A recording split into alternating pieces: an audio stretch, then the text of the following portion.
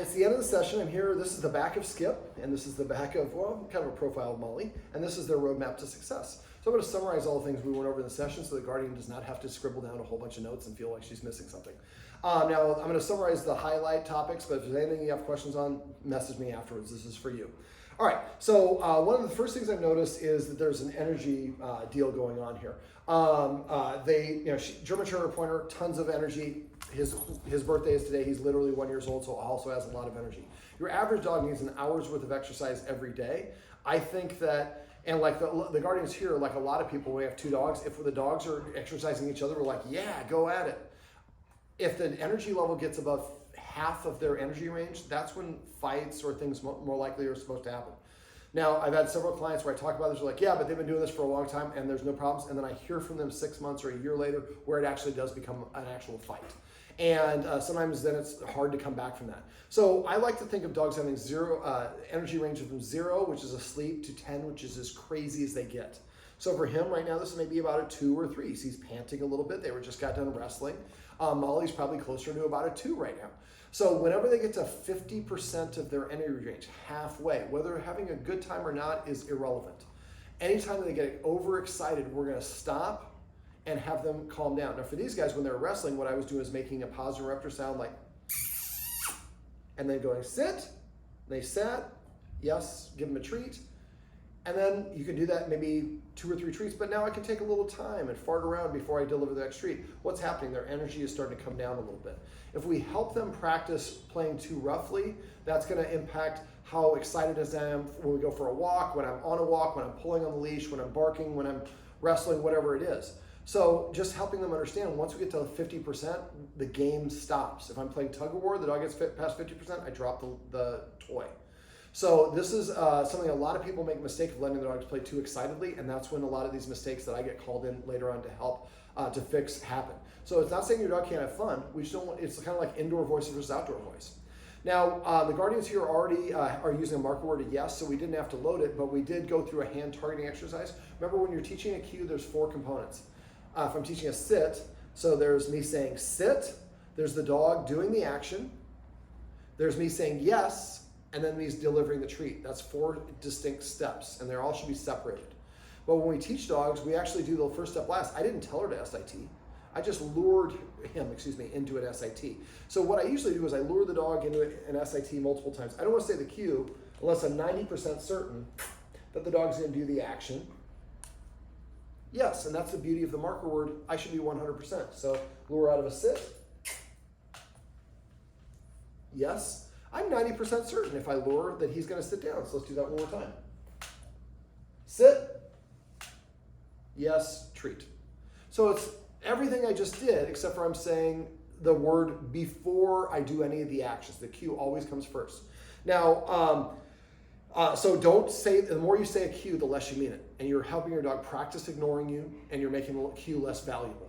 So just, and we were having problems with Mollie getting her to sit. I would just walk around with a clicker, just sit, click. If she sits, click, treat. Take 2 steps, sit, click, treat. Anytime your dog struggles with something, just practice that one individual exercise a whole bunch and help them get really good at it. All right, so we also went over hand targeting and teaching the dog touch his nose with the hand. Now right there, looking at it, still thinking about it, so I'm leaving my hand there. And then if he doesn't do it, then I'm going to pull my hand back and I'm going to chop a little bit closer. I'll chop with a better camera angle. But he's still looking at it, thinking about it. Yes. That was a very subtle touch. Half of how dogs learn is not doing what you want and not being rewarded. But a lot of times we go like this, and the dog's never like, oh, you're such a good boy anyways. Well, then what the hell do I have to do? Anything you want. You're going to give me a reward no matter what. So it's actually confusing and frustrating for dogs when we ask them to do something and we give them a reward when they don't do it. We're not asking you to try to sit, we're asking you to actually sit. And so that's a really powerful distinction. A lot of people think it's being mean by not giving the dog the treat. It's actually probably is a little bit mean giving the treat because you're confusing the dog and making them more frustrated for later. So for hand targeting, what I do is I want to chop my hand with an empty hand and with a big chopping motion to get their attention. Yes. As soon as he makes contact, I say yes, and I put the treat on my hand, I leave my hand there, and then I'm going to switch hands and chop over here.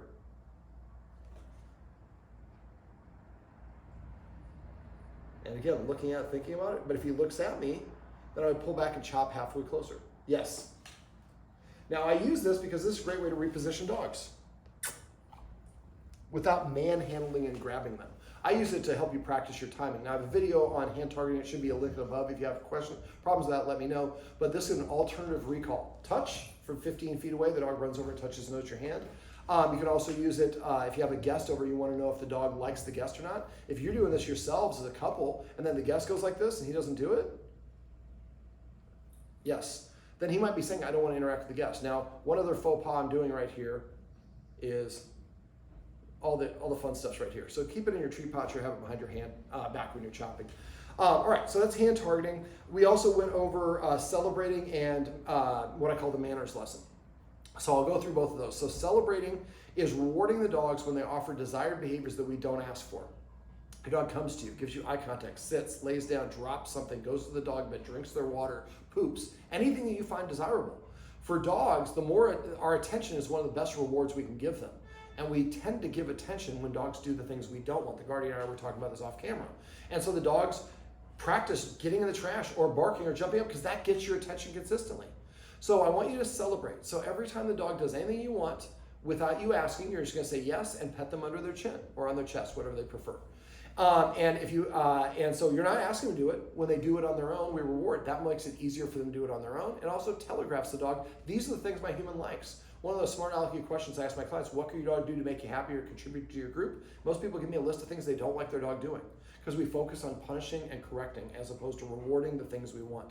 So every time your dog sits, comes, lays down, yes, and pet. If I'm not paying attention and the guardian here and I are friends, we're hanging out, and he just came up and sat down, she would say, celebrate. I would just say yes and pet him. I'm going to take her word for it. I missed it. So yes. And we've had dogs that will learn to sit and resit and resit and resit because that's the best way to get attention. And if they do things you don't like, if you can stand it, just ignore them. Somebody's grabbing that slipper, you're going to chase me around the house if I have that slipper. Well, if you don't chase, that game's not as much fun. So that's the celebrating is when the dogs do things that we find desirable, we say the marker word and reward them within 2 seconds of them doing it. The flip side of it is something I call the manners lesson. So he really wants these treats. He's being respectful. He's not jumping up. But if the dog jumps up, paws at you, barks, it's demanding attention. And if you give it a reward or you say, shut up, which I wouldn't advise doing, like, all right, sit. I asked one time, he doesn't do what I want, so I just stand up and remove my lap. Now he's SIT now, but it wasn't at the time I wanted. So he's got to learn to do what I want. So if I would have said SIT and he SIT'd, I would have said yes and give him the treat. If he doesn't, normally nothing happens. But if he's standing on me, I don't want to just let him there. So I just stand up, he gets down, and I just kind of go back to reading my books or doing whatever I was doing before. So remember, half of how dogs learn is not getting rewarded when they don't do what you want. I ask you to sit. It's the smallest thing you do as a dog. If you can't sit, that's fine. I'm not going to give you any more attention. I'm not mad. I'm making a meal. I'm playing guitar. I'm watching TV. So the dog is the one missing out. This makes them more likely to want to do it in the future. So the watchword I use for this one is manners. And so if somebody comes in the room and sees the dog standing up and I'm petting, they say manners, they're saying, David, I think you forgot that anything your dog was doing right before you pet him is what you're rewarding, and now they're on top of you. If you don't want your dog to jump and peep guests at the door, you can't have them jumping at people on you when you're on the couch or whatever it is. What are you doing back there, weirdo? Sit. Yes, but that's a good example. I root around down there, I get attention. It makes me more likely to root around down there again to get it. Now, a lot of people do, no, then David, you're wrong. Because if I yell at my dog to stop barking, he stops barking. He's going to stop barking now. But he's going to remember, last time I barked, I got your attention, so you're making it more likely to happen again in the future. I know it seems like you're making progress, but I promise you it's going to go in the wrong direction. Yes. So again, that's celebrating. I didn't ask him to lay down. He did. I petted him. All right, so tell each other celebrate manners to help yourself get in the habit of rewarding those desired behaviors or redirecting your dog. This is the do-over concept for manners. So if he jumps up, he's saying, give me some attention. You're saying a polite way to ask for attention would be to sit. And these things are very complementary towards each other because we're celebrating when the dog sits on their own. All right, we also went over some exercise tips. So being a German Shorthair pointer, right now asleep, but in 10 minutes, it's gonna be ready to go. So most of us don't exercise our dogs enough. Your average dog needs an hour's worth of exercise a day. German Shorthair pointers or mature puppies and hunting dogs or herding dogs need more. But we don't have the lifestyle to typically get them the exercise they need. So we tend to cram. We try to take them for a really long walk at the end of the day. Well, the rest of the day I have too much energy, I'm bouncing off the walls. So some creative things to exercise your dogs would be feeding out of a snuffle mat. The one that I like is called, it's different than the video I showed you, it's RHUNDA, Runda mat. It's gray, it has a band going around it, and all the tassels are sitting straight up. I flip it upside down, tassels going down, flip it up, and I kind of waterfall the kibble in it, goes into the crevices. So now the dog has to work and find this little piece of kibble that's right here, and then separate them and then lick it up. He's working for his food. He's also using his nose. This makes it an energy burning exercise. Let me see. So other things we can do, play tug of war. And again, if the energy gets too high, we drop the deal. Does he like to play fetch? You have stairs. You can do doggy stairmaster. Make sure you close the door. Drop this ball down the stairs. The dog runs down the stairs, gets it, and runs all the way back up, and you say yes and give him a treat. Now keep in mind, dogs with a barrel chest, like both of these guys, have what's called, all dogs have a distended stomach. It swings. If it's full of food, it can flip over, pressurize, and explode. It can be fatal. So your dog shouldn't really exercise until about 60 to 90 minutes after eating. Walking is fine as long as it's not a lot of lateral movement.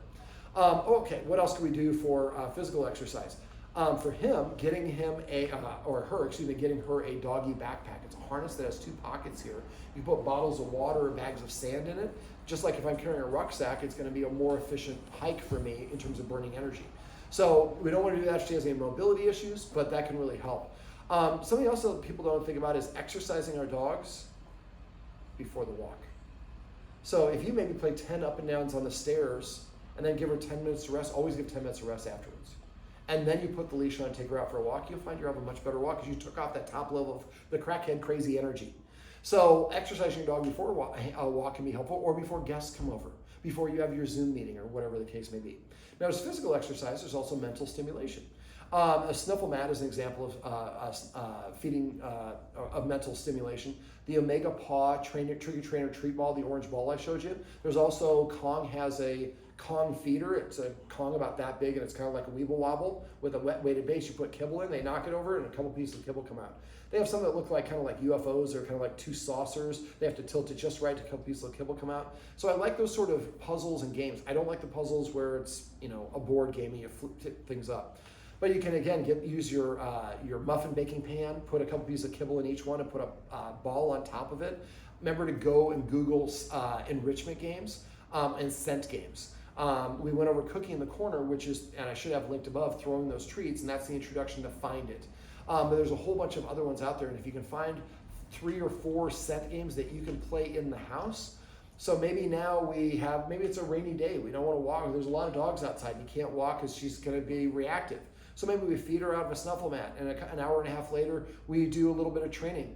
2 or 3 minutes of training, keep your training maximum of 3 minutes, is a great way to burn some energy. And then maybe 2 or 3 hours after that, then we maybe play fetch on the stairs. 2 or 3 hours after that, we do something else, feed a snack. So the idea is you're kind of burning that energy throughout the day or before things happen. Let me see. There's some other mental enrichment things that we can do. Yeah, the bell pepper thing, I told you, stuffing those bell peppers, but again, you'll find a lot of those in enrichment groups. But if these guys start really wrestling with each other, that might be a good time to take them out for a little sniff walk. Sniffing on walks burns a lot more energy, so let them sniff. As I talked about in the video above, make sure you play the Find It game every block for about 5 treats, so that is the normal thing that you do. That way, if another dog's coming, and if I do, I call it Find It Away. Come here, buddy. So if I want him to go away, I can go like, if the dog's walking here, I can go Find It, Find It, Find It, and move him 5 feet away, 10 feet. I usually drop the first one under their nose, a foot away, 3 feet away, 5 feet away, 7 feet away. I just moved my dog 15 feet away from the sidewalk, looking for treats, not even looking at the other dog. The other dog that's going to growl or snarl is not going to pay attention because your dog's not paying attention. So it's a nice distractor. Yeah, if I get anything, just swipe them away. All right, let me see. What else do we go over? We went over the importance of rules and structure.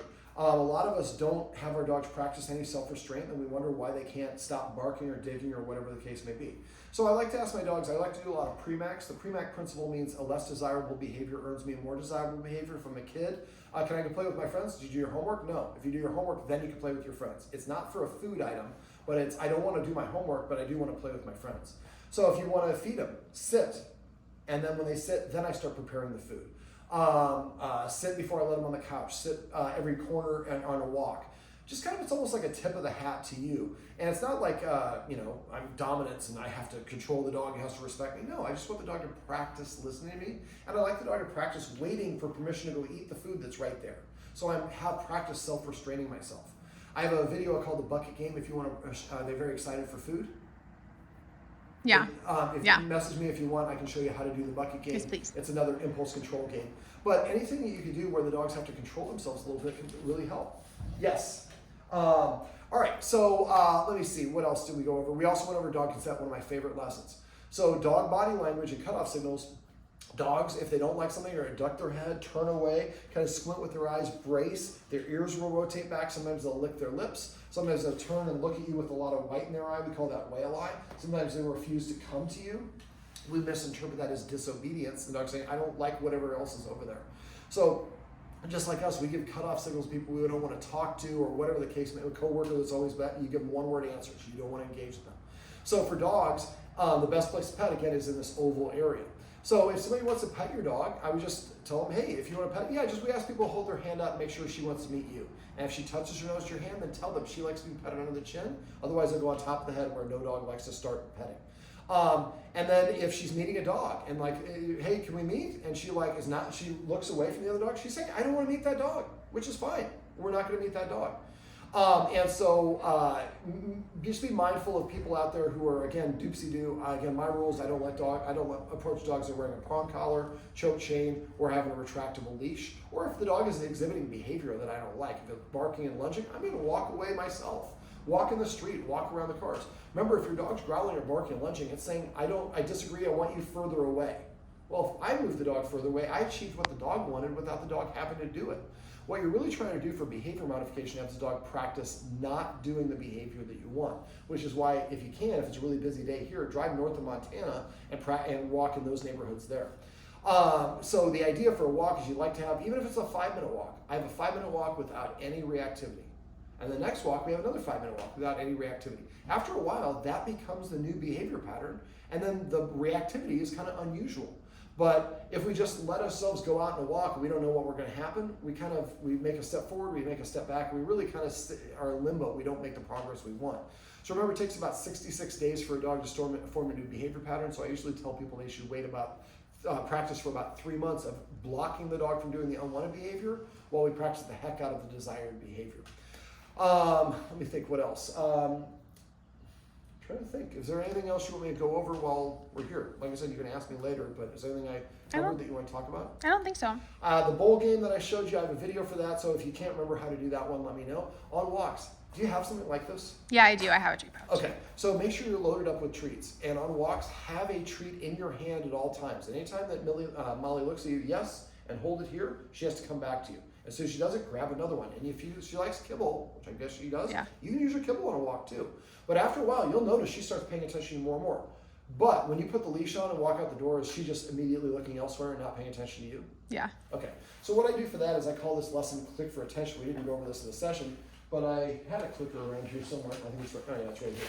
So I just would walk around your house. So say sit, click, treat, step, sit, click, treat, walk around kind of into your kitchen and by your door. And do this until you say sit, she's boom, her bottom's hitting the ground right away. And then you're giving that treat.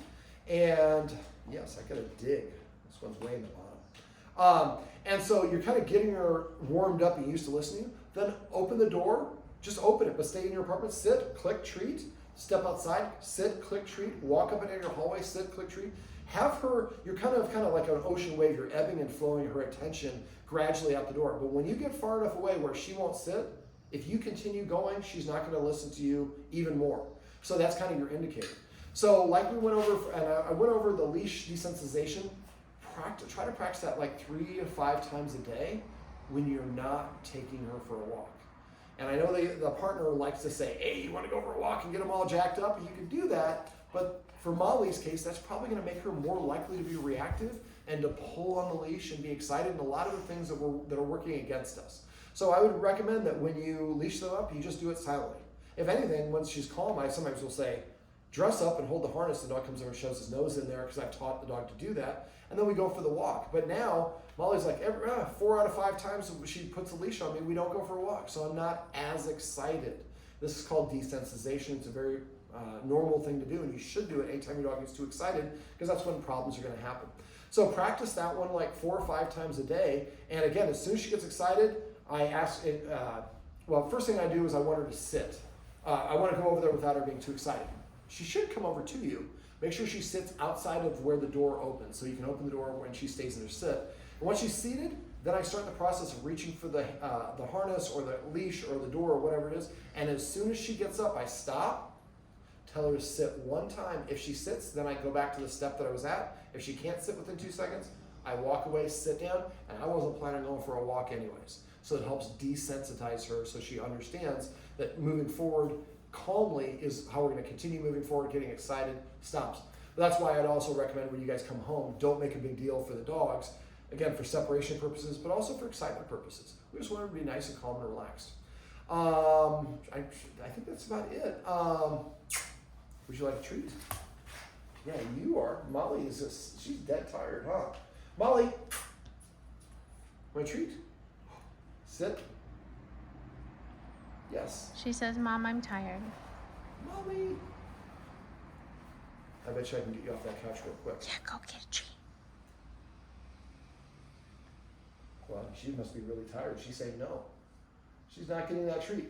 Well, you guys saw Mollie in the above video, and this little buddy, happy birthday, is the Skipper. And this is Mollie and Skipper's roadmap to success. Remember, everything you do trains your dog, only sometimes you mean it.